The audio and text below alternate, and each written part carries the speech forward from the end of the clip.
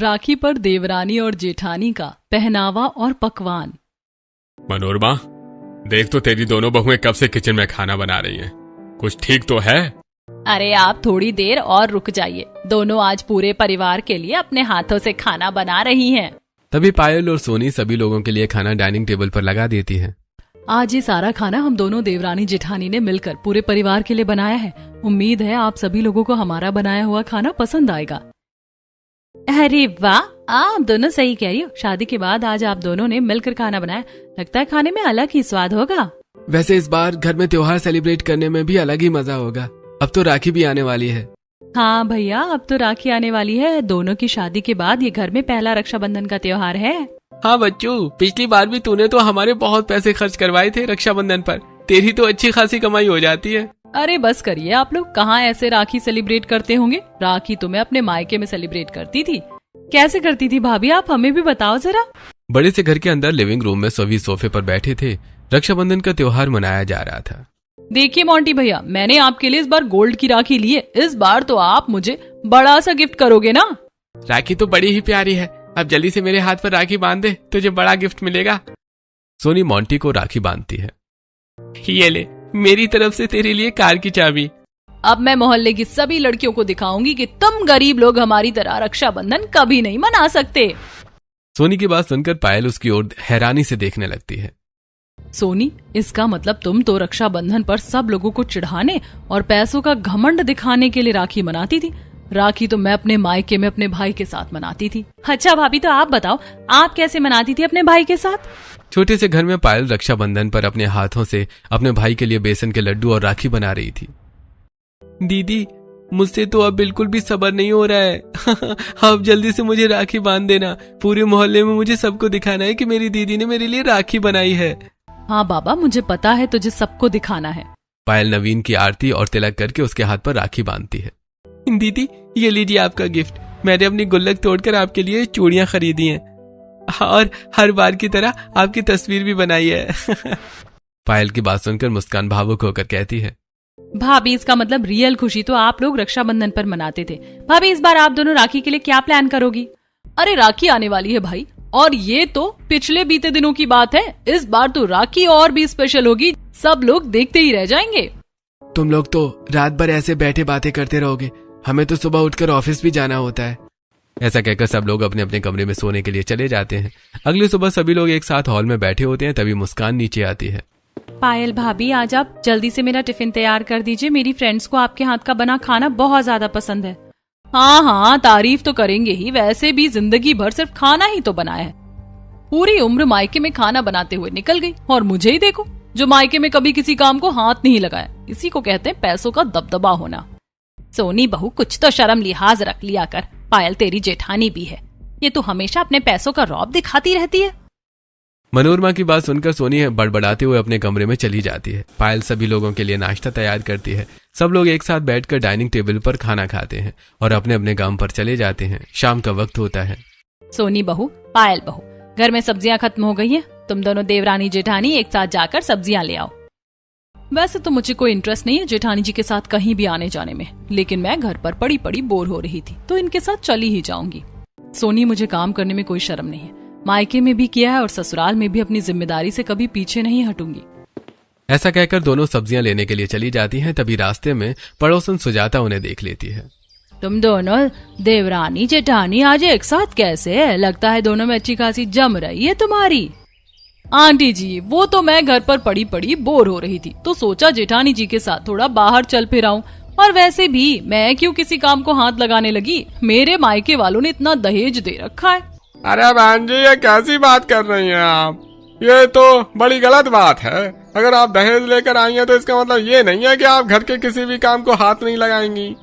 सब्जी वाले की बात सुनकर पायल बीच में बोल पड़ती है। भैया, आप रहने दीजिए, आप हमें जल्दी से सारी सब्जी दे दीजिए। अरे हाँ बहन जी, मैं तो दे ही रहा हूँ। मेरा तो सब्जी बेचने का काम है, लेकिन मुझे आपकी देवरानी की बात बिल्कुल अच्छी नहीं लगी। इसके बाद देवरानी जेठानी सारी सब्जियां लेकर घर आ जाती हैं। सोनी बहू, बेटा आज तू ही खाना बना ले। तेरी जेठानी पूरा दिन घर का काम करती रहती है, बेचारी थक जाती होगी। आज इसे भी थोड़ा आराम मिल जाएगा। सोनी बहू, तेरी सास माँ बिल्कुल सही कह रही है बेटा। एक दूसरे के काम में मदद करनी चाहिए। मैं क्यों किसी काम को हाथ लगाने लगी? और मैं थोड़ी बोलती हूँ इनको कि आप दिन भर काम करती रहिए। देखिए मेरे तो पैर में दर्द हो रहा है। इनके साथ बाहर सब्जी लेने भी तो गई थी, मुझसे तो खाना बिल्कुल नहीं बनेगा। तभी वहाँ पायल आती है। कोई बात नहीं सोनी, अगर तुम्हारे पैर में दर्द हो रहा है तो तुम बैठकर आराम करो, मैं पूरे परिवार के लिए खाना बना दूंगी।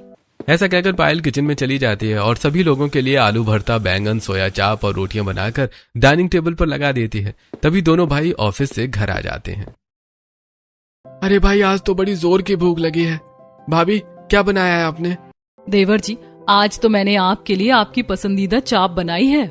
ऐसे कुछ दिन बीत जाते हैं। दोपहर का वक्त होता है, तभी जोर जोर से बारिश आने लगती है। पायल बहू, बेटा देख कितनी जोर से बारिश आ रही, सारे कपड़े भीग जाएंगे, छत पर जाकर कपड़े उतार ले। जी माँ जी, अभी जाती हूँ। ये कहते हुए पायल छत पर कपड़े लेने चली जाती है। सोनाली आ जाती है। कैसी हो पायल? मैं तो जब भी देखती हूँ तुम ही घर का काम काज करती रहती हो। वैसे इस बार तो शादी के बाद तुम देवरानी जेठानी की पहली रक्षाबंधन होगी। ससुराल में तो क्या क्या तैयारियां करने वाली हो इस बार तुम दोनों? इस बार की राखी हमारी इतनी स्पेशल होने वाली कि सब लोग देखते रह जाएंगे। इतने अच्छे से पकवान और पहनावा रखेंगे ना कि सबकी नजरें हम पर ही रहेंगी। मैं तो मायके में भी अपने भाई की पसंद और घर वालों की पसंद के ही पकवान बनाया करती थी। दोनों वहीं खड़े होकर बातें कर रही होती हैं। तभी पायल कपड़े लेकर नीचे आ जाती है। दूसरी ओर सोनी अपने कमरे में वार्डरोब के सारे कपड़े निकालकर देखने लगती है। हे भगवान, इस बार तो समझ नहीं आ रहा कि मैं क्या पहनूंगी रक्षाबंधन पर। ससुराल में पहली रक्षाबंधन है, इस बार तो कुछ डिफरेंट होना चाहिए। सब लोगों की निगाह सिर्फ मेरे ऊपर होनी चाहिए। तभी वहाँ मुस्कान आती है। भाभी, ये क्या आपने सारे वार्डरोब के कपड़े निकाल रखे? कहीं जाने की प्लानिंग है क्या? रक्षाबंधन का त्योहार आने वाला है ना, सब लोगों की निगाहें सिर्फ मेरे ऊपर होनी चाहिए। मैं तो मायके में भी जब तैयार होती थी ना, तो सब लड़कियों की निगाहें मेरे ऊपर ही होती थी। सच बताऊं ना, राखी तो मेरे लिए एक कंपटीशन की तरह है। तभी वहाँ कपड़े लिए पायल आती है। सोनी, तुम्हारी सोच कितनी अलग है। तुम तो हर त्योहार को कंपटीशन की तरह लेकर चलती हो। रक्षाबंधन का मतलब तो भाई बहन के बीच का प्यार और खुशियाँ होती हैं।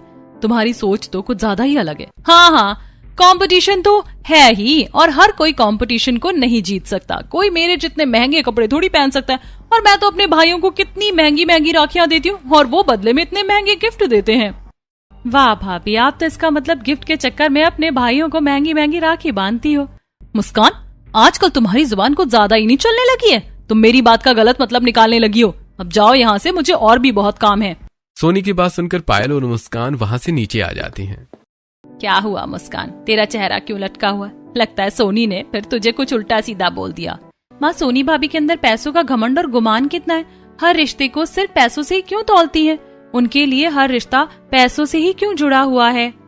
सभी इस बारे में बातें कर ही रहे होते हैं। तभी मोंटी का फोन आता है। मनोरमा फोन उठाती है। नमस्ते आंटी जी, कैसी हैं आप? आप सब ठीक है ना? मेरी बहन सही से तो रह रही है ना आप सब लोगों के साथ? हाँ बेटा, हम सब तो सही हैं, लेकिन तेरी बहन के अंदर पैसों का कुछ ज्यादा ही घमंड लगता है। मायके में शायद इसे रिश्तों से ज्यादा पैसों को ही अहमियत दी गई है। ऐसा कहकर मनोरमा फोन रख देती है। ऐसे कुछ दिन बीत जाते हैं। एक दिन सभी लोग एक साथ हॉल में बैठकर टीवी देख रहे थे। तभी टीवी पर रक्षाबंधन स्पेशल एड आती है। अरे वाह, इस बार तो कितनी अच्छी राखी कलेक्शन दिखा रहे हैं। इस बार तो अपने भाइयों के लिए ऐसी राखी लेकर आऊंगी कि सब लोगों की निगाहें मेरे भैया की राखी के ऊपर ही होंगी, और बदले में मेरे भैया मुझे महंगे गिफ्ट देंगे। बहू, इस बार तो ससुराल में तुम्हारी देवरानी जिठानी की पहली रक्षाबंधन है बेटा। जितना चाहे उतना खर्च कर सकती हो, बस ध्यान रहे रिश्तों में प्यार होना चाहिए, पैसों का दिखावा नहीं। सभी लोग ऐसे ही बैठे बातें करते रहते हैं और फिर अपने अपने कमरे में सोने के लिए चले जाते हैं। अगली सुबह का वक्त होता है। सभी लोग एक साथ बैठकर चाय पी रहे होते हैं। तभी वहाँ पड़ोसन विमला आती है। मनोरमा बहन, कैसी हो? घर परिवार में सब कुछ ठीक तो है? आजकल तो आप बाहर दिखाई नहीं देती। अरे आओ विमला, बैठो। बस मेरा तो आजकल मन ही नहीं करता घर से बाहर कहीं जाने को। घुटनों में भी दर्द रहने लगा है, तो इनसे भी बहुत परेशानी हो गई है। तभी पायल वहाँ आती है और विमला के पैर छूकर उन्हें चाय का कप देती है। जीती रहो पायल, बहू तुम्हारा सुहाग सदा बना रहे बेटा। तुम्हें बधाई हो। हमारे यहाँ राखी से एक दिन पहले सोसाइटी की सभी औरतों के बीच राखी कंपटीशन होता है। इस बार तुम दोनों जरूर हिस्सा लेना। अरे वाह आंटी जी, राखी कंपटीशन तो मैं ही जीतूंगी। मुझसे ज्यादा महंगी और स्टाइलिश राखी तो कोई नहीं खरीद पाएगा पूरे मोहल्ले में। ऐसा कहकर सोनी अपने कमरे में चली जाती है। चलो बेटा, ये भी बड़ी अच्छी बात है। अब तो वैसे भी राखी सिर पर आने ही वाली है। बाजारों में भी राखी की पूरी चहल पहल और चमक दमक दिखाई देने लगी है। तभी दोपहर का वक्त होता है। पायल बहू, सोनी बहू, बेटा राखी आने वाली है, तुम्हें जो भी घर में राशन की कमी लग रही हो वो ले आओ। त्योहार पर वैसे भी राशन ज्यादा लगता है। माँ जी आप बिल्कुल सही कह रही हैं, वैसे भी त्योहार के समय सारा सामान महंगा हो जाता है। ऐसा कहकर दोनों देवरानी जेठानी राशन वाले के यहाँ चली जाती हैं। राशन वाले भैया, इस बार आप हमें काजू बादाम और सारे ड्राई फ्रूट्स 1-1 किलो दे दीजिए और चीनी भी 5 किलो ज्यादा दे देना। तभी वहाँ पड़ोसन सुजाता आ जाती है। बहू इतना सारा ड्राई फ्रूट्स और चीनी लेकर जा रही हो, घर पर कुछ बनाने की सोच रही हो क्या? नहीं आंटी जी, बस त्योहार पर वैसे भी सारा सामान महंगा हो जाता है ना, तो सोच रहे हैं कि अभी से ही शुरुआत कर दें। वैसे भी राखी की चहल पहल तो शुरू हो ही चुकी है। ये लीजिए बहन जी, आपका सारा सामान, इसमें मैंने काजू किशमिश बादाम सब रख दिए हैं। दोनों बहुएं राशन लेकर घर आ जाती हैं। सभी लोग एक साथ बैठे होते हैं, तभी नवीन का फोन आता है। विजयपाल फोन उठाते हैं।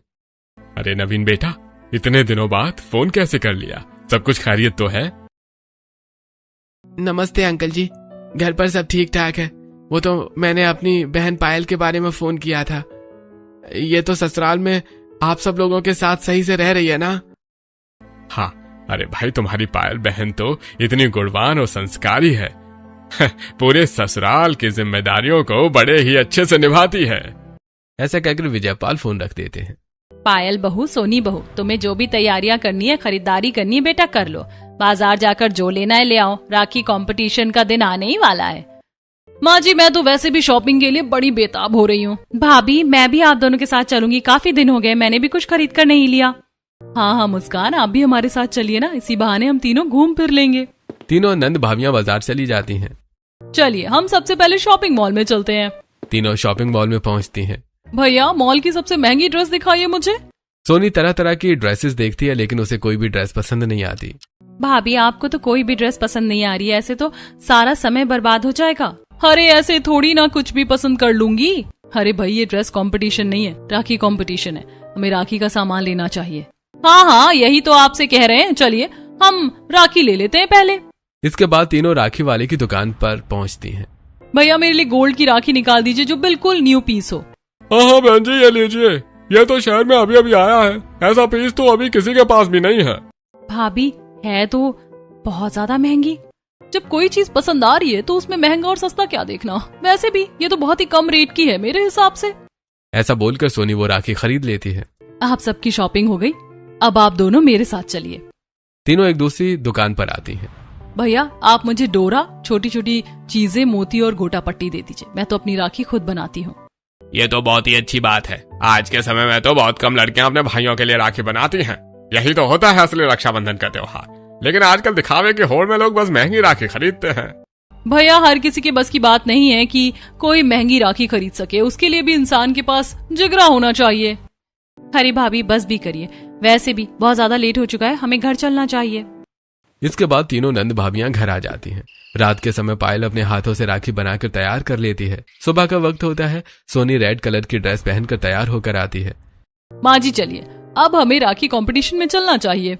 परिवार के सभी लोग राखी कंपटीशन में पहुंच जाते हैं। तभी वहां पड़ोसन सुजाता आती है। अरे वाह, आपकी दोनों बहुएं कितनी ज्यादा खूबसूरत लग रही है। अब बस इनकी राखी देखी जाए तो पता चले कि कौन सी बहू कितनी ज्यादा गुणवान है। आंटी जी देख लेना, सबको मेरी राखी ही पसंद आएगी। ऐसा कहकर मोहल्ले की सभी औरतें अपनी अपनी राखियां दिखाना शुरू कर देती हैं। वाह पायल बहू, तुमने तो अपने हाथों से राखी बनाई है, बिल्कुल डिफरेंट है। सच में मैं तो तुम्हारी राखी की फैन हो गई हूँ। तुम ही हो आज के कंपटीशन की विनर। ऐसा कहकर जज पायल को अपने पास मंच पर बुलाती है। थैंक यू सो मच, आप सभी को मेरे हाथ की बनी राखी पसंद आई, ये मेरे लिए बहुत बड़ी बात है। मैं रक्षाबंधन पर अपने भाई के लिए 2 शब्द कहना चाहती हूँ। हाँ हाँ बेटा, मैं भी तेरी राखी बहुत पसंद आई, तुझे जो बोलना है अपने भाई के बारे में बोल। मेरा छोटा सा भाई जो मुझसे बेहद प्यार करता है और मैं उसकी हर छोटी छोटी ख्वाहिश को पूरा करने की अपनी तरफ से पूरी कोशिश करती हूँ। मेरे लिए रक्षाबंधन कोई दिखावा या कंपटीशन नहीं है, ये मेरे और मेरे भाई के बीच का ऐसा रिश्ता है जो जन्मों जन्मों के लिए जुड़ा है। पायल के बाद सुनकर सभी औरतें तालियां बजाने लगती हैं। हे भगवान, इन्होंने तो कम लागत में ही सब लोगों से अपनी वाहवाही लूट ली और मैं इतनी महंगी गोल्ड की राखी लेकर आई हूँ, फिर भी किसी ने मेरी बिल्कुल भी तारीफ नहीं की। बेटा इसीलिए तो कहती हूँ कभी भी रिश्ते को पैसों से नहीं तौलना चाहिए। देख सोसाइटी के सभी लोग पायल की कितनी तारीफ कर रहे हैं। सच में पायल भाभी ने तो आज साबित कर दिया कि दुनिया में कोई भी रिश्ता पैसों से नहीं खरीदा जा सकता। सभी लोग पायल की खूब तारीफ करते हैं और फिर घर आ जाते हैं। जेठानी जी, इस बार तो आपने सब लोगों से वाहवाही जीत ली, लेकिन देखते हैं कि रक्षाबंधन पर आप मुझसे जीत पाती हैं या नहीं। ऐसा कहकर सोनी अपने कमरे में चली जाती है। हे भगवान, मेरी देवरानी जी की कितनी गलत सोच है। राखी जैसे पवित्र रिश्ते को भी कंपटीशन समझ रही हैं। आपको क्या लगता है कि हमारी देवरानी और जेठानी रक्षाबंधन पर अपने भाइयों के लिए क्या स्पेशल करती हैं? जानने के लिए वीडियो को लास्ट तक जरूर देखिए। ऐसे कुछ दिन बीतते हैं, शाम का वक्त होता है। बहू, रक्षाबंधन 1-2 दिन बाद आने वाली है। तुम दोनों को जो भी शॉपिंग करनी है अपनी अपनी शॉपिंग कर लो। हाँ पिताजी, इस बार तो रक्षाबंधन पर हम तीनों बहनें खूब जमकर शॉपिंग करेंगी। भाभी, शॉपिंग करने के लिए चलें? तीनों शॉपिंग करने के लिए निकलती हैं। सबसे ज्यादा समय सोनी को ही शॉपिंग करने में लगता है। हाँ, वैसे भी मुझे छोटी मोटी चीजें पसंद आती ही नहीं है। तीनों शॉपिंग करने के लिए एक बड़े से शॉपिंग मॉल में जाती हैं। सोनी अपने लिए सुंदर सुंदर ड्रेसेस और गाउन पसंद करती है। भैया, जल्दी से मुझे हील्स वगैरह भी दिखा दीजिए। हाँ बहन जी, ये लीजिए, ये बहुत स्टाइलिश हील्स हैं। मेरी शॉपिंग तो हो गई, अब जल्दी से अपने भाई को फोन कर देती हूँ। सोनी जल्दी से मोंटी को फोन करती है। जी, मेरी सारी शॉपिंग हो गई, आप जल्दी से पेमेंट कर दीजिए। अरे तुमने इतनी सारी शॉपिंग की है, अभी तो राखी भी लेनी है तुम्हें। आप तो अभी से घबरा गए, अभी तो मैंने राखी भी नहीं खरीदी है। अब जल्दी से फोन रखिए और पेमेंट कर दीजिए। मोंटी पेमेंट कर देता है। उसके बाद मुस्कान अपने लिए एक सुंदर सा सूट खरीदती है और पायल अपने लिए लेस और छोटी छोटी चीजें खरीदती है। मैं तो हर साल की तरह इस राखी पर अपने हाथ से बनाई हुई ड्रेस ही पहनूंगी। चलो भाभी, कपड़ों की शॉपिंग हो गई, अब जल्दी से हम लोग राखी ले लेते हैं। हाँ चलिए, हम सुनार वाले के यहाँ चलते हैं। सोनी सुनार के यहाँ जाती है और अपने भाइयों के लिए गोल्ड की ब्रेसलेट वाली राखी खरीदती है। कितनी ज्यादा सुंदर और महंगी राखी है ना। मेरे भैया इस बार मुझे जरूर कोई बड़ा गिफ्ट देंगे। देख लेना मेरे राखी को। आप भी अपने भाइयों के लिए ऐसी महंगी राखी ले लो, आपको बड़े बड़े गिफ्ट मिलेंगे। नहीं भाभी, इस बार तो मैं अपने हाथों से अपने दोनों भाइयों के लिए राखियां बनाऊंगी। यही है असली रक्षाबंधन की खुशी। इसके बाद पायल दुकानदार के यहाँ जाती है और मोती, लेस और राखी बनाने का सामान लेकर घर आ जाती है। शाम का समय होता है। तुम लोगों की शॉपिंग का काम पूरा हो गया हो तो अब हमारे लिए जल्दी से खाना भी बना दो। देवर जी, बस थोड़ा वक्त दीजिए, मैं अभी आप सब लोगों के लिए खाना बनाती हूँ। ऐसा कहकर पायल किचन में जाती है और सभी लोगों के लिए खाना बनाकर डाइनिंग टेबल पर लगा देती है। कपड़े और राखी की तो सारी शॉपिंग हो गई, बस अब तो पकवान और घर की डेकोरेशन रह गई है। राखी पर ऐसी राखी सेलिब्रेट करेंगे कि सब लोग देखते रह जाएंगे। हाँ बहू, वैसे भी अब तो घर की सारी जिम्मेदारी मैंने तुम्हारे कंधों पर ही सौंप रखी है। सभी लोग ऐसे ही बैठे बातें करते रहते हैं। वहीं पायल रात भर जाकर अपनी साड़ी पर लेस और शीशे लगाकर उसे तैयार करती है। साथ ही वो अपने हाथों से अपने भाई के लिए राखी भी बना लेती है। तभी वहां मुस्कान आती है। भाभी, आप क्या कर रहे हो इतनी रात गए? मैं तो अपने हाथों से अपने भाई के लिए राखी बना रही थी। दिन भर काम में लगी रहती हूँ तो समय नहीं मिल पाता है। तो चलिए भाभी, हम दोनों मिलकर राखी तैयार करते हैं। दोनों मिलकर राखी तैयार करने लगती हैं। चलो भाभी, मेरी भी राखी तैयार होगी। अब तो कल सुबह हमें पूरे घर की डेकोरेशन करनी है। अगली सुबह सोनी घर में फूलों की मालाएं बनाकर उन्हें सजाने लगती है। घर के अंदर की डेकोरेशन तो हो गई है, बस घर के बाहर सेटअप करना रह गया और फूल भी बिछाने हैं जिन पर हम अपने भाइयों का स्वागत कर सकेंगे। अरे वाह, आप लोग तो सच में बड़े अच्छे और अनोखे तरीके से अपने भाइयों के लिए राखी की तैयारियां कर रही हो। तभी वहाँ पड़ोसन सोनाली आती है। आप लोगों के यहाँ तो कितनी धूमधाम से राखी की तैयारियां चल रही हैं। देखो तो, दोनों बहुओं ने पूरे घर को मंदिर की तरह सजा दिया है। इस बार तो हमारी राखी कुछ ज्यादा ही स्पेशल होने वाली है। दोनों अपने भाइयों के लिए बड़ी उत्सुक हैं। सोनाली कुछ देर बातें करती है और वहाँ से चली जाती है। बहुओं, अब तो घर की डेकोरेशन भी होगी। तुम दोनों तैयार होकर अपने भाइयों के लिए अच्छे अच्छे पकवान बना लो। माँ जी, आप सही कह रही हैं। फिर जल्दी से काम खत्म हो जाएगा और हम अपने भाइयों के साथ कुछ समय भी बिता पाएंगे। कुछ देर बाद पायल और सोनी रेडी होकर नीचे आती हैं। सोनी हैवी मेकअप, हील्स और पहने होती है और पायल हैंडमेड साड़ी पहनकर नीचे आती है। अरे वाह, आप दोनों कितनी ज्यादा प्यारी लग रही हो। पायल भाभी, आपकी हैंडमेड साड़ी कितनी ज्यादा खूबसूरत है। मुस्कान, आज तो आप भी बहुत प्यारी लग रही हैं। आपका सूट भी सच में बहुत प्यारा लग रहा है। अरे भाई, तुम सब अच्छे लग रहे हो। अब तुम दोनों बहुएं जाकर किचन में खाना तो बना लो। माँ जी, आज मैं अपने भाई के लिए अपने हाथों से घेवर, बेसन के लड्डू, छोले भटूरे, चने की सब्जी, लौकी का रायता, चाप और शाही पनीर बनाऊंगी। सब लोगों की पसंद का ध्यान रखते हुए माँ जी, आपकी पसंद का लौकी का हलवा भी बनाऊंगी। मैं अपने भाई के लिए एकदम अमीरों जैसा खाना बनाऊंगी। Cupcake, kaju katli, soft pasta, लच्छा पनीर और भी बहुत कुछ। दोनों किचन में खाना बनाने के लिए चली जाती हैं। सोनी वीडियो बनाते हुए खाना बनाने लगती है। वीडियो बनाने के चक्कर में सोनी का सारा खाना जल जाता है। वहीं पायल बड़े ही प्यार से घर वालों की पसंद और अपने भाई की पसंद का खाना बनाती है। तभी हॉल में विजयपाल और मनोरमा बैठे होते हैं। तुम दोनों रसोई में ही काम करते रहोगे क्या? तुम्हारे दोनों के भाई भी तो आ गए हैं। भाई का नाम सुनते ही पायल खुशी खुशी किचन से बाहर आती है और अपने भाई को गले से लगा लेती है। पीछे डीजे पर भैया मेरी राखी के बंधन को निभाना गाना चल रहा होता है। सबसे पहले हमारी मुस्कान अपने दोनों भाइयों को राखी बांधेगी। मुस्कान अपने दोनों भाइयों को सोफे पर बिठाकर आरती करती है और अपने हाथ से बनाई हुई राखी उनके हाथ में बांधती है। इस बार की राखी तो वास्तव में ही बड़ी खूबसूरत है। हाँ, भैया लग रहा है कि ये वाली राखी तो हमारी कुछ ज्यादा ही स्पेशल हो गई है। सोनू भैया, ये सब पायल भाभी की वजह से ही हो पाया है। इन्हें देखकर ही तो मैंने हैंडमेड राखी बनाई है। तुम लोगों ने तो राखी बंधवा ली, अब पायल अपने भाई को राखी बांध दे।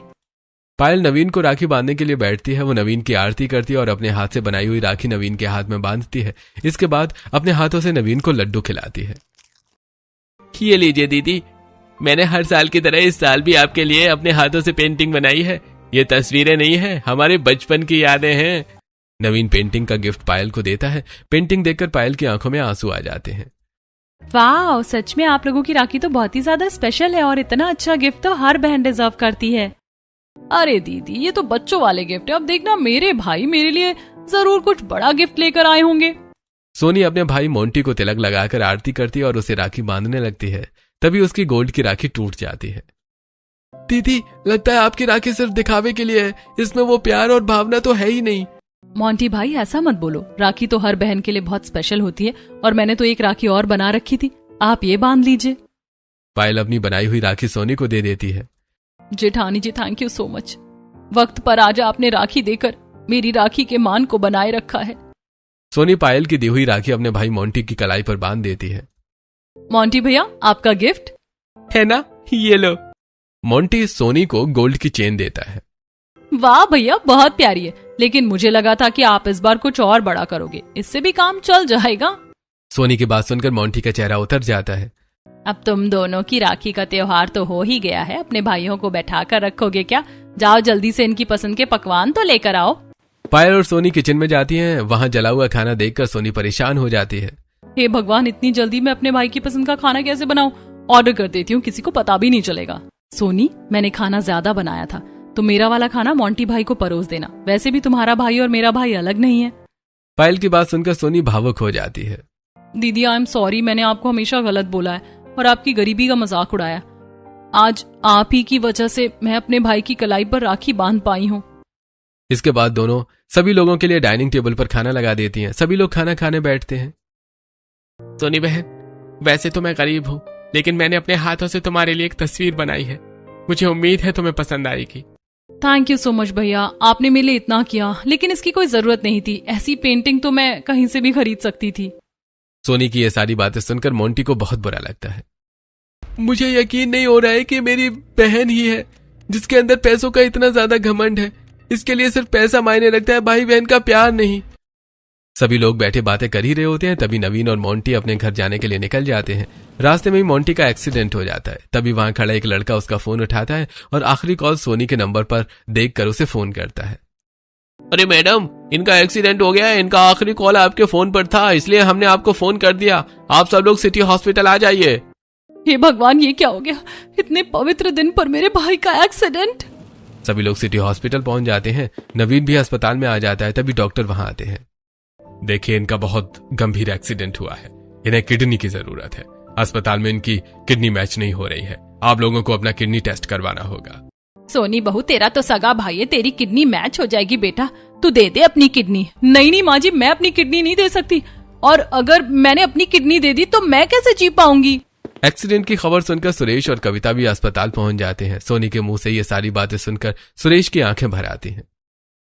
हमारी बेटी इतने पवित्र दिन पर भी अपनी जान की परवाह कर रही है, जिसे अपने भाई के होने या न होने से कोई फर्क ही नहीं पड़ रहा है। ये सब हमारे दिए हुए पैसों के घमंड का ही नतीजा है। डॉक्टर, आप मेरी किडनी का चेकअप कर लीजिए। मुझे पूरी उम्मीद है कि मेरी किडनी से मोंटी भाई ठीक हो जाएंगे। पायल बहू, आज एक बार फिर तूने रक्षाबंधन के इतने पवित्र दिन पर बहन होने का फर्ज बखूबी निभाया है। एक सोनी है जो अपने सगे भाई को किडनी देने से मना करी, और एक तू है जो आगे बढ़कर अपनी देवरानी के भाई की जान बचाने में लगी हुई है।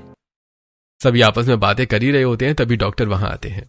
देखिए, ये सब मोंटी जी का प्लान था असलियत जानने का। इन्हें चोट लगी है, लेकिन इन्हें किडनी की जरूरत नहीं है। अस्पताल के बेड पर लेटा हुआ मोंटी सबके सामने सच बताता है। आज सच सबके सामने आ गया। सोनी, तुम हद से ज्यादा बदल गई हो। तुम्हें सिर्फ पैसों से प्यार, तुम्हारे लिए मैं जरूरी नहीं हूँ। जरा पायल दीदी से सीखो, उन्होंने कैसे बिना अपनी जान की परवाह किए एकदम मुझे किडनी देने के लिए हाँ कर दी। मुझे तो शर्म आ रही है तुम्हें अपनी बहन बोलते हुए। नवीन की बातें सुनकर सोनी फूट फूट कर रोने लगती है। भैया मुझे माफ कर दो, मुझसे बहुत बड़ी गलती हो गई। मैं कभी रिश्तों की अहमियत को नहीं समझ पाई और मैंने रक्षाबंधन को भी सिर्फ एक कंपटीशन की तरह ही समझा। दोबारा मैं कभी ये गलती नहीं करूंगी। आज मुझे तुम पर धिक्कार आ रहा है सोनी। मुझे लगा था कि भाई बहन के इस पवित्र रक्षाबंधन के दिन तुम अपने भाई के लिए कुछ करोगी, लेकिन तुम तो एकदम पीछे मुड़ गई। सोनी जमीन पर बैठकर हाथ जोड़ते हुए रोने लगती है। मुझे माफ कर दीजिए, मुझसे बहुत बड़ी गलती होगी। मैं सिर्फ पैसों की धुन में अंधी रहती थी, लेकिन आज मुझे समझ आ गया कि रिश्तों से बढ़कर दुनिया में कोई ताकत नहीं होती और कोई भी रिश्ता प्यार से नहीं खरीदा जा सकता। सोनी चुप हो जाओ, तुम्हें अपनी गलती का एहसास हो रहा है, यही बहुत बड़ी बात है। मैं हमेशा तुम्हें बोलती आई हूँ कि रिश्ते को कभी भी पैसों से मत तोलो, और आज देखो राखी के इतने अच्छे पर्व तुमने अपने भाई को दुखी कर दिया। मोंटी भैया, आज मैंने जो किया है वो मैं कभी दोबारा नहीं करूंगी और आपसे बढ़कर मेरे लिए इस दुनिया में कुछ भी नहीं है। आप मुझे प्लीज माफ कर दीजिए। मैं तुझे माफ कर दूंगा, आखिर तू मेरी छोटी बहन है, लेकिन तुझे सही गलत की पहचान हमेशा होनी चाहिए। मोंटी सोनी को माफ कर देता है। डॉक्टर जरूरी दवाइयां आदि देकर मोंटी को घर ले जाने के लिए कह देते हैं। इसके बाद पूरा परिवार घर आ जाता है। भाई, आज के दिन जो भी कुछ हुआ उससे एक चीज तो साबित हो गई है, हमें अपनी गलतियों से सीखना भी चाहिए। जैसे आज सोनी को अपनी गलती का एहसास हुआ है, हमें उम्मीद है कि ऐसी गलती कभी दोबारा नहीं करेगी। हाँ भाई, आज के दिन से तो बहुत कुछ सीखने को मिला है। भगवान हमारे घर में हमेशा खुशियां बनाए रखे और हमारी दोनों बहुएं देवरानी जिठानी के रूप में नहीं बल्कि दो सगी बहनों के रूप में रहे। जी पिताजी, जैसा आप बोल रहे हैं आज से ऐसा ही होगा। आज से पायल दीदी मेरी सगी बहन के जैसी होंगी। हाँ सोनी, मैं भी तुझे हमेशा अपनी छोटी बहन की तरह ही रखूंगी। तुम सब लोग बैठो, मैं अभी आप सबके लिए चाय नाश्ता बनाकर लेकर आती हूँ। दीदी, मैं भी आपके साथ चलती हूँ। सोनी और पायल मिलकर पूरे परिवार के लिए चाय नाश्ता बनाती हैं। सभी लोग एक साथ बैठकर चाय नाश्ता करते हैं और पूरा परिवार खुशी खुशी रहने लगता है। आपको क्या लगता है, आपके लिए पैसा जरूरी है या रिश्ते? जैसे हमारी छोटी बहू ने लगनशीलता और प्यार से पूरे परिवार की मान मर्यादा को बनाए रखा और रक्षाबंधन के खूबसूरत त्योहार पर भाई बहन के रिश्ते की मान मर्यादा को भी बनाए रखा, क्या उसका ऐसा करना सही था या गलत? अपनी राय कमेंट में जरूर बताएं।